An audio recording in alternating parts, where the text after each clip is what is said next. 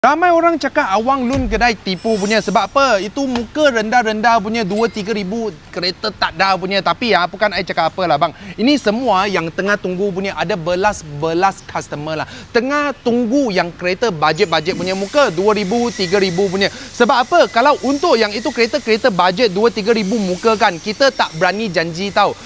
Kalau kereta kadang-kadang ada, kejap saja sudah jual. Sebab yang kereta bajet, kalau you nak condition okay sikit punya, memang kurang ada. Sebab kita kena tanggungjawab. Masa I jual kasih you punya kereta, kalau boleh I tak mau you selalu rosak punya. You selalu rosak, nanti you repair sini, repair sana, nanti you tak ada duit bayar installment, nanti kita pergi tarik kereta saja loh, betul tak? So kita nak pilih itu kereta yang condition dia okey sikit punya. Kalau untuk kereta bajet banyak yang condition kurang okey. So I tak boleh buat apa. I boleh buat pre-order saja loh. So you orang kasih I booking, I cari kereta untuk kau orang. Tapi you kena kasih masa sikit lah. Mungkin bulan-bulan. Kalau you punya budget memang tak ada lah. Kalau ada budget lah, you tambah sikit lagi 3-4 ribu. You punya pilihan banyak sikit. Boleh dapat yang kereta condition tahun dia pun lebih muda sikit. Condition pun okey sikit punya. Yang janji kurang repair punya. So you dapatkan itu muka 3-4 ribu. You beli satu kereta yang kurang repair punya,